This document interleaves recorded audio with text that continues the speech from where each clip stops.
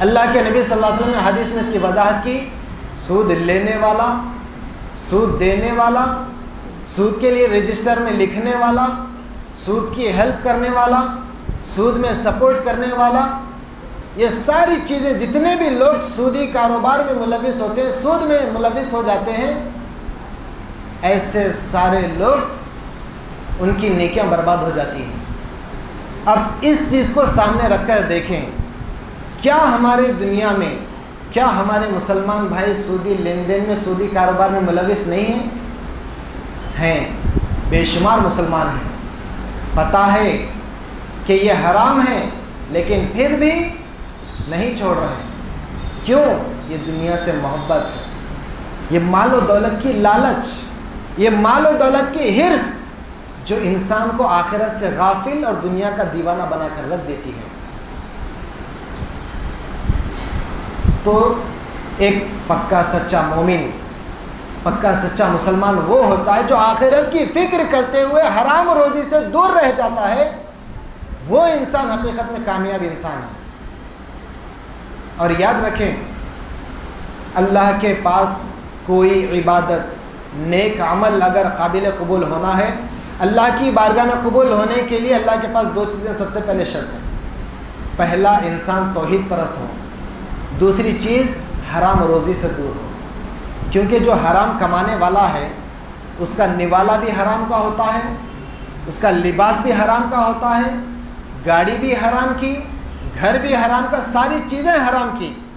تو اللہ، سود کا بہت بڑا نقصان یہ ہے کہ یہ سود انسانوں کے دلوں سے محبتوں کو ختم کرنے کا سب سے بڑا ذریعہ ہے۔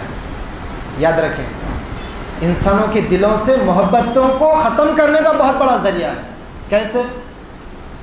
اسلام نے کیا طریقہ مسلمانوں کو بتایا ہے کہ جب ہمارا کوئی بھائی ہے، جی کسی کو مشکل آ گئی، کوئی پریشانی آ گئی، پیسوں کی ضرورت ہے، کسی کے ساتھ کی ضرورت ہے، اب سامنے والا بھائی ہمارے پاس آتا ہے اور آ کر کہتا ہے مجھے 1,00,000 روپے کی ضرورت ہے، میری مدد کرو، گھر کے برے حالات ہیں، کوئی بیمار ہے، فلاں ہے، کوئی نہ کوئی مصیبت ہے، میں آپ کو فلاں ڈیٹ پر یا فلاں تاریخ تک انشاءاللہ میں آپ کو واپس کر دوں گا، اگر کوئی کہتا ہے، اور ہم کہتے ہیں ٹھیک ہے میں تمہیں 1,00,000 روپے ضرور دوں گا، لیکن جب تم واپس کرو گے تو 1,10,000 روپے مجھے واپس کرنا۔ یہ 10,000 روپے سود ہے۔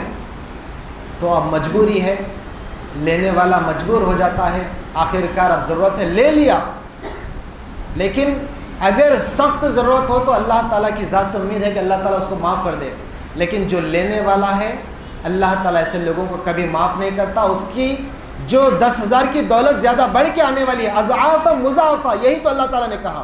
1,00,000 ہم نے دیا، جب واپس لے رہے تو 1,10,000 ہم نے اس کو بتا دیا، اور یہ 10,000 روپے اس کی زندگی میں آ جاتے ہیں حرام طریقے سے۔ جب مال میں ملا دیا جائے تو سارا مال حرام کا ہو جاتا ہے، اور اس کی وجہ سے انسان کی نیکیاں اور آخرت تباہ ہو جاتی ہے۔ ایسے بندے سے، سود والے سے اللہ تبارک و تعالیٰ ناراض ہو جاتے ہیں، اس کی نیکیوں کو برباد کر دیتے ہیں۔ اور محبت کیسے ختم ہوتی ہے؟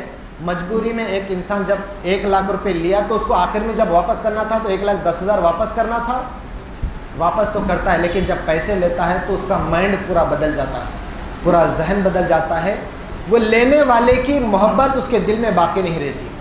یعنی جس انسان سے مدد لینے کے لیے گیا تھا، اس نے جو شرط لگائی 10,000 بڑھ کر دینا ہے، اس کے دل سے اس انسان کی محبت ختم ہو جاتی ہے۔ کتنا غلیظ انسان ہے، میری مشکل گھڑی ہے، ایسے میں مدد کرنے کی بجائے وہ میرے اوپر اور ظلم کر رہا، تو یہ محبت ختم ہو جاتی ہے۔ اور اسی وجہ سے آج کے دور میں سودی کاروبار، سودی لین دین کی وجہ سے لوگوں کے اندر نیتیں بری ہوتی چلی گئی، لوگ ایک دوسرے سے دور ہوتے چلے گئے۔ اسی وجہ سے اسلام نے کہا کہ اپنے اندر بھائی چارگی پیدا کرو، ایک دوسرے کی مدد کرنے کا طریقہ اختیار کرو۔ اب میں بتا دوں حرام کمائی کس طرح انسان کے نیکیوں کو اور اس کی اچھائیوں کو کھا جاتی ہے۔ اب ہمارے سامنے ایک بیارل، ایک بڑا گھڑا پانی کا، صاف پانی کا اگر رکھ دیا جائے اور لوگوں سے کہا جائے کہ یہ پانی پینے کا استعمال کرو، تو سارے لوگ پی لیں گے، جی۔ اب اسی پانی کے اندر اب رکھا گیا، سارے لوگ پانی کے تلاش میں ہیں، اب سارے لوگوں کی ضرورت ہے، سارے لوگ پینے کے لیے آ گئے، اب اس پانی کے اندر ایک قطرہ اگر شراب کا ملا دیا جائے، ایک قطرہ اگر پیشاب ڈال دیا جائے، اور زیادہ نہیں، صرف چھوٹی سی مقدار، ایک قطرہ اگر شراب بول کر ملا دیا جائے، کوئی انسان پانی کو ہاتھ نہیں لگائے گا. کیوں؟ سارا پانی ناپاک ہو گیا. حالانکہ نہ کلر چینج ہوا، نہ اس کا رنگ چینج ہوا، نہ اس کا مزہ بدلا، لیکن ایک قطرہ ڈالنے کی وجہ سے ساری چیزیں برباد. تو یہی چیزیں ہماری زندگی میں آنے والی ہیں، یہی برائیاں ہماری نیکیوں کو اسی طرح کھا جانے والی ہیں. یہ برائیاں ہماری زندگیوں میں یہ تباہ کرنے والی ہیں. جس طرح لکڑی ہے، لکڑی کو کیا لگتا ہے جو لکڑی کو کھوکھلا بنا کے رکھ دیتی ہے؟ دیمک. دیمک کیا کرتی ہے؟ جس چیز کو بھی پکڑ لے تو اسے پورا راکھ کر کے چھوڑ دیتی ہے. تو یہ برائیاں ہماری زندگی کے لیے دیمک ہے، ہماری نیکیوں کے لیے دیمک ہے. میرے بھائیوں یاد رکھنا، ان تمام چیزوں سے ہمیں اسلام یہ حکم دیتا ہے کہ اس سے بچ کر رہو. یہ ہمیں ہمارے اندر ایک احساس پیدا کرنا ہے. اللہ تعالیٰ شریعت خود ہمارے احساس کو سامنے رکھ رہی ہے کہ اے مسلمان، اے مومن، بڑی محنت سے تو دنیا میں نیکیاں کما رہا ہے. 5 وقت کی نماز ادا کرنا تیرے لیے بہت مشکل ہے، زکوٰۃ ادا کرنا بہت مشکل ہے، حج کرنا بہت مشکل ہے، عبادتیں کرنا تیرے لیے مشکل ہے، لیکن اتنی مشکل سے کمائی ہوئی نیکیوں کو تو ان چیزوں کی وجہ سے برباد مت کر. یہی شریعت ہمیں کہتی ہے. شرک سے محفوظ رہ جا، جادوگری سے دور رہ، حرام کا مال مت کھا. اور اس کے بعد آگے کچھ اور چیزیں بھی شریعت نے ہمیں بتائی ہے. تو سودی کاروبار کی وجہ سے، سودی لین دین کی وجہ سے ہماری ساری نیکیاں برباد ہو جاتی ہیں. یاد رکھیں. اب چوتھی چیز، وَأَكْلُ مَالِ الْيَتِيمِ، یتیم کا مال کھانا. یہ 5ویں چیز ہے، یتیم کا مال کھانا. 5ویں چیز، یتیم کا مال کیسا کھانا ہے؟ یتیم کے بارے میں تو ہم جانتے ہیں کہ ایسا بچہ جس کا دنیا میں باپ نہیں ہے، ماں موجود ہے، باپ نہیں ہے، لیکن اس کی وراثت تھی، اس کا باپ اس کے لیے گھر بار پیسہ وغیرہ چھوڑ کر گیا. کسی کا باپ مر جائے تو دوسرے لوگوں کی نیتیں بدل جاتی ہیں، نیتوں میں کھوٹ آ جاتا ہے. ہر انسان کی سوچ بن جاتی ہے کہ کسی نہ کسی طریقے سے اس بچے کا مال ہڑپ کر لو، اس کا گھر اپنے نام پہ کرا لو، اس کی دولت کو لوٹ لو. الگ الگ انداز میں الگ الگ کوششیں کر کے انسان اس کا مال ہڑپ کرنے کی کوشش کرتا ہے. تو اسلام کہتا ہے، مذہب اسلام ہمیں تعلیم دیتا ہے کہ یتیم کا مال کھانے والے انسان کی بھی نیکیاں برباد کر دی جاتی ہیں. اسی وجہ سے قرآن مجید میں کئی جگہ پر اللہ تبارک و تعالیٰ نے مومنوں کو، مسلمانوں کو حکم دیا وَلَا تَقْرَبُوا مَالَ الْيَتِيمِ، کہ اے مومنوں، اے مسلمانوں، یتیم کے مال کے قریب بھی نہ جاؤ. کیا مطلب ہے؟ ایک جگہ کہا مت کھاؤ تو دوسری جگہ کہہ رہا ہے قریب مت جاؤ. اس کا مطلب یہ ہے کہ یتیم کے مال کے بارے میں اپنی نیتوں کو صاف رکھو، چاہے لڑکا کیوں نہ ہو، یتیم لڑکی کیوں نہ ہو. اگر کسی کا باپ اس دنیا سے انتقال کر جائے تو دوسرے لوگوں کا حق ہے کہ اس کے مال و دولت کی، اس کے گھر بار کی، اس کے جائیداد کی دیکھ بھال کریں. لیکن ہماری نیتیں بدل جاتی ہیں اور ہم اس کا مال ہڑپ کرنے جاتے ہیں. یاد رکھیں، جو یتیم کے مالوں کو ناحق طریقے سے کھانے والے ہیں، بچہ ہے. اب ہم سوچتے ہیں کہ بچہ ہے، کیا معلوم ہوگا، اب کھا لو، بڑا ہوگا کما لے گا. لیکن یاد رکھیں اس کیفیت کو. ایک چیز، چلیے ہم کسی کا نقصان پہنچانا چاہ رہے ہیں، کسی کا ہم مال ہڑپ کرنا چاہ رہے ہیں، ایک تصور ہمارے ذہن میں ہم رکھ لینا چاہیے. اگر ہماری اولاد ہے، ہم دنیا سے چلے گئے، چھوٹے بچے، چھوٹی بیٹیاں ہیں، اگر یہی نیت کسی انسان کی اگر میری اولاد پر آ جائے تو ہمارے دل پہ کیا گزرے گی؟ جی، اپنی اولاد کے ساتھ کچھ نہ ہو، یہ ہم دنیا سے لڑتے ہیں اس کی خاطر، اور ہم کسی اور کی اولاد کے ساتھ ناحق کریں، حق تلفی کریں، ان کے ساتھ ناانصافی کریں، یہ کون سا انصاف ہے؟ تو اسلام یہی کہتا ہے کہ اے لوگوں، دنیا والے کوئی غیر نہیں ہیں، یہ بھی ہماری طرح ایک انسان ہے، یہ بھی تمہاری طرح تمہارے بھائی ہیں. تو تمہارے بھائیوں کا حق اسی طرح جس طرح تمہارا حق ہے. تو ہمیں یہ سوچنا ہے کہ جس یتیم، جو بچہ یتیم، جو بچی یتیم ہے، اس کا اگر ہم مال، اس کی جائیداد اگر ہڑپ کرنا چاہتے ہیں تو کبھی اپنے اس ذہن میں تصور کو ڈال لیں کہ اگر وہی مرنے والا میں ہوتا، وہ اگر میری اولاد ہوتی اور دنیا ان کے مال کو لوٹنا چاہتی تو ہماری کیا حالت ہو جاتی۔ اس تصور کو اگر ذہن میں رکھیں گے ہم تو انشاءاللہ ہر قسم کی برائی سے دور رہیں گے۔ اب چھٹی چیز جو انسان کی نیکیوں کو برباد کر دینے والی ہے وہ ہے وَتَوَلِّي يَوْمَ الزَّحْفِ، میدان جنگ سے پیٹ پھیر کر بھاگ جانا۔ کفار و مشرکین مسلمانوں کی لڑائی ہے، مسلمان آ گئے جنگ میدان میں اسلام کو غالب کرنے کے لیے، اسلام کا جھنڈا باقی رکھنے کے لیے، اسلام کو دنیا میں پھیلانے کی کوشش کر رہے ہیں مسلمان۔ اب جنگ کی ضرورت آ گئی، ہوئے ہیں نا جنگیں، تو اللہ کے نبی صلی اللہ علیہ وسلم کے زمانے میں بھی ہوئی۔ تو یہاں پر میدان جنگ سے بھاگنے کا حکم، بھاگنے سے کیوں روکا گیا؟ ایک آدمی بھی اگر جنگ چل رہی ہے، ایک مسلمان بھی اگر بھاگ جائے تو دوسرے لوگوں کے دلوں میں بھی بزدلی پیدا ہو جاتی ہے۔ بھاگنے والا تو بزدل ہے، لیکن اس کو دیکھ کر دوسرے لوگوں کے دلوں میں بھی بزدلی پیدا ہو جاتی ہے۔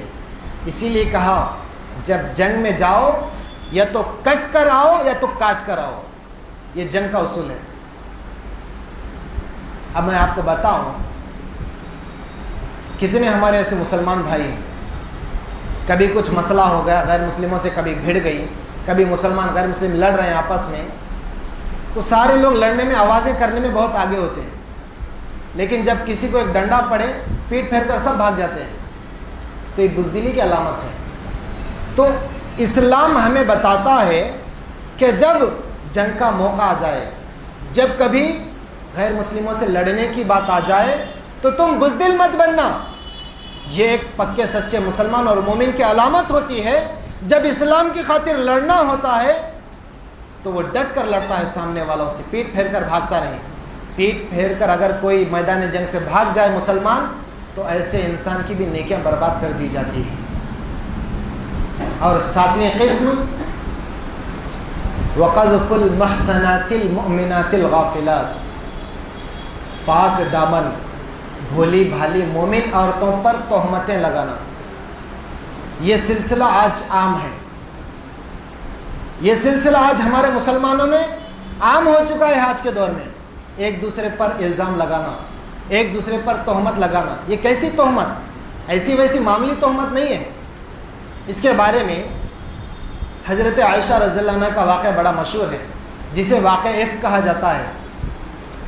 اس سے پہلے ہم نے تفسیر کے موقع پر بیان کیا تھا کہ جب اللہ کے نبی صلی اللہ علیہ وسلم جنگ سے واپس لوٹ رہے تھے تو حضرت عائشہ رضی اللہ عنہ اللہ کے نبی کے ساتھ تھی، تو قافلہ ایک جگہ پر رکا صحرا میں، حاجت کے لیے گئی حضرت عائشہ رضی اللہ عنہ۔ حاجت سے فارغ ہونے کے بعد، ضرورت سے فارغ ہونے کے بعد واپس اپنے قافلے کی طرف لوٹ کر آ گئی۔ لوٹ کر آنے کے بعد جو آپ کی سواری تھی حضرت عائشہ رضی اللہ عنہ کی، جو ایک چھتری کی ٹائپ ہوتا ہے چوکونی، تو اس کے اندر وہاں پر ازواج مطہرات کو بٹھا کر لے جایا جاتا تھا۔ ہر جنگ میں کسی ایک بیوی کا موقع آتا تھا، کسی ایک بیوی کو لے جایا جاتا تھا۔ تو اس وقت حضرت عائشہ رضی اللہ عنہ کو لے جانے کا موقع تھا، آپ کو لے جایا گیا۔ جب واپس آ رہے تھے اس وقت آپ ضرورت کے لیے گئی ہوئی تھی، آپ کا ہار ٹوٹ کر وہاں پر گر چکا تھا۔ جو آپ نے گلے میں ہار پہنا تھا سونے کا، جو زیور پہنا تھا، وہ زیور وہاں پر گر گیا، اس کا احساس انہیں نہیں تھا۔ واپس آ کر اپنی سواری میں بیٹھ گئے۔ بیٹھنے کے بعد جب پتہ چلا کہ گلے سے ہار گر چکا ہے، اس کے بعد پھر انہوں نے ارادہ کیا کہ لوگوں کو بتائے بغیر ہی جلدی جا کر وہ ہار لے کر آتے ہیں۔ قافلہ نکلنے والا تھا مدینے کی طرف، لیکن صحابہ کو بتائے بنا جلدی جلدی وہ چلی گئی۔ جیسے ہی ہار لینے کے لیے گئی، لے کر واپس آ رہی، اس وقت تک قافلہ نکل چکا تھا، بہت دور دور تک قافلہ وہ نظر نہیں آیا۔ حضرت عائشہ رضی اللہ عنہ پریشان ہو گئی، تھک کر اسی جگہ پر آرام کرنے کے لیے لیٹ گئی۔ رات کا وقت تھا، تاریک رات تھی۔ اب ایسے میں ایک صحابی پیچھے آیا کرتے تھے جن کا نام صفوان رضی اللہ عنہ تھا، یعنی کچھ سامان چھوٹ جائے یا کوئی مسلمان چھوٹ جائے تو اس کو لے کر واپس آنے کے لیے پیچھے کچھ دیر کے بعد قافلے سے کچھ دور آیا کرتے تھے۔ تو واپس آتے ہوئے دیکھا کہ حضرت عائشہ رضی اللہ عنہ وہاں پر موجود ہے، ابھی پردے کا حکم نہیں آیا تھا، اس وقت کی بات ہے۔ تو جب حضرت عائشہ رضی اللہ عنہ کو دیکھ کر وہ پہچان لیے تھے کہ یہ حضرت عائشہ ہے، دیکھتے ہی انہوں نے انا للہ و انا الیہ راجعون پڑھا. اس کے بعد اپنی سواری کو بٹھا دیا خاموشی کے ساتھ. حضرت عائشہ رضی اللہ عنہ سواری پر بیٹھ گئی اور آپ کو مدینے کی طرف لے کر آ گئے. جیسے ہی مدینہ میں صفوان رضی اللہ عنہ نیچے ہیں, پیدل چل رہے ہیں, جانور چل رہا ہے, اونٹ ہے, اور آپ حضرت عائشہ رضی اللہ عنہ پیچھے بیٹھی ہوئی ہیں, سواری پر بیٹھی ہوئی ہیں. ویسے ہی ادب کے ساتھ مدینے میں لے کر آ رہے ہیں تو لوگوں کے درمیان طعنے بازی شروع ہو گئی. ارے محمد مصطفیٰ صلی اللہ علیہ وسلم کی بیوی کسی اور کے ساتھ آ رہی ہے. تو کئی دنوں تک یہ مسئلہ چلا. 40 دن تک اللہ کے نبی صلی اللہ علیہ وسلم کو وحی کا انتظار کرنا پڑا کہ حقیقت کیا ہے. تو اللہ کے نبی صلی اللہ علیہ وسلم کی چھوٹی بیوی پر, کون ہے چھوٹی بیوی بھی؟ اللہ کے نبی صلی اللہ علیہ وسلم کی ساری بیویاں ہمارے لیے امہات ہیں, وہ مائیں ہیں ہماری. ہر مسلمان, ہر مومن کے لیے اللہ کے نبی کی بیویاں ماں ہیں. اور حضرت عائشہ رضی اللہ عنہ سب سے آخری اور اللہ کے نبی کے سب سے لاڈلی بیوی ہے. اور ایسی ہماری ماں پر لوگ یہ تہمت لگا رہے ہیں کہ انہوں نے کسی کے ساتھ غلط تعلقات اختیار کیے. تو ایسے لوگوں پر اللہ تبارک و تعالیٰ کی لعنت برسی. اللہ تبارک و تعالیٰ نے ان کی پاکیزگی کے بارے میں آیت نازل کر کے بتا دیا کہ حضرت عائشہ پاک ہے, وہ بری ہیں, یہ کبھی ایسا غلط قدم نہیں اٹھا سکتی. آسمان سے وحی نازل ہو گئی. تو اس طرح مومن عورتوں پر, مسلمان عورتوں پر جان بوجھ کر بڑے بڑے ایسے گندے تہمتیں لگانے سے پہلے سوچ لیں کہ حقیقت کیا ہے, غلط بات کیا ہے, صحیح کیا ہے, غلط کیا ہے, اس کو جانچ لیں. نہیں پتہ تو مت لگائیں, اس کی وجہ سے انسان کی نیکیاں بھی برباد ہو جاتی ہیں.